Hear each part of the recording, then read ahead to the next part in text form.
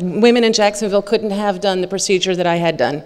I made them do it, all on the same day, and it went well. So now other women can go and do the same thing without having to fly to other cities. So thank you, all of you, for your help and your prayers. This is a picture with me with hair. It's sprouting, but it's not good enough yet to show everybody. And I was intending to start this talk by saying there's an elephant in the room, and it's my cancer, and we're finished with that now. So.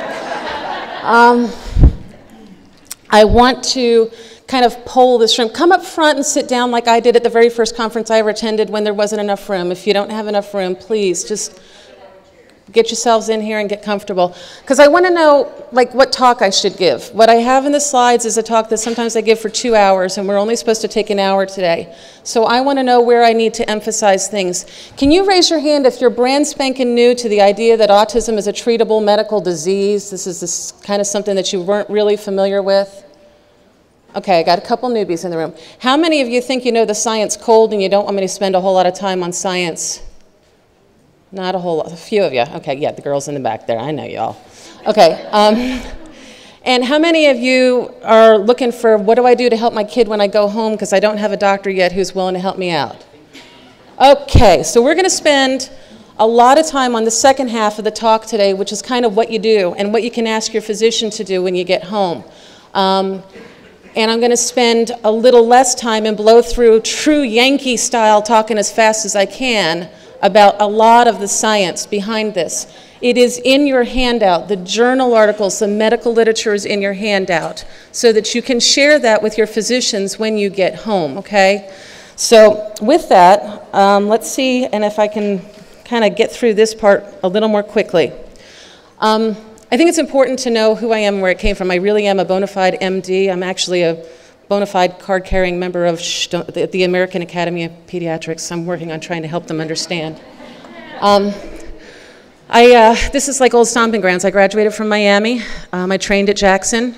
And I went up to Jacksonville because I met my now boyfriend of 16 years, to whom I'm happily married for 15, on a blind date in Jacksonville, and said, oh, I guess I'm not moving anywhere except to Jacksonville. We've been in practice there for many years, and about 5 or 6 years ago, when my daughter regressed into the world of autism, I was obliged to kind of change my thinking. And so the most important thing I think about why I'm here today is that I'm Danny's mom. I'll just point out to you, Danny and my son Matthew are both in the back of the room today. Danny's here with her service dog. And yeah, you can raise your hands, kids. The dog's back there. Feel free to say hi to her when you leave. She's a love bug. The dog is fabulous. My kids are good too. I like them. All right. Now what did I do? There we go. And it's a Mac and it's new for me, so I'll probably push a wrong button. Let's see what we can do. All right, so this is my princess in October or August of 2002.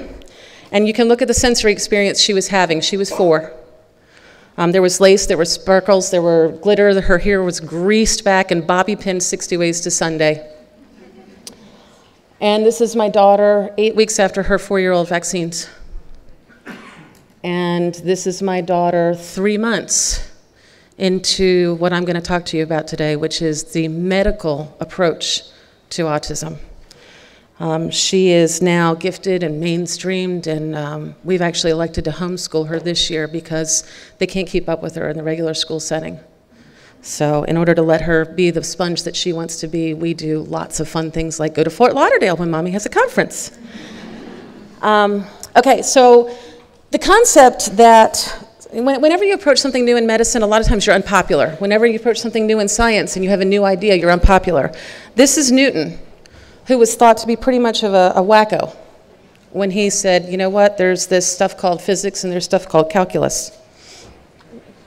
This is Lynn Margulis, and they said she was a whack job for talking about mitochondrial DNA, and we're spending a whole lecture on mitochondria, or 3, and a whole bunch of other science on it now. So they thought she was crazy. This is Dr. John Hill, who said that, you know, tobacco was going to cause you some cancer in your nose, and they said, you're crazy. In fact, Harry Green, all these years later, said, you're really crazy. I'm not going to give up my smoking. Okay, so it took a long time for us to get to the part where tobacco might not be a good idea. This is Dr. Semmelweis.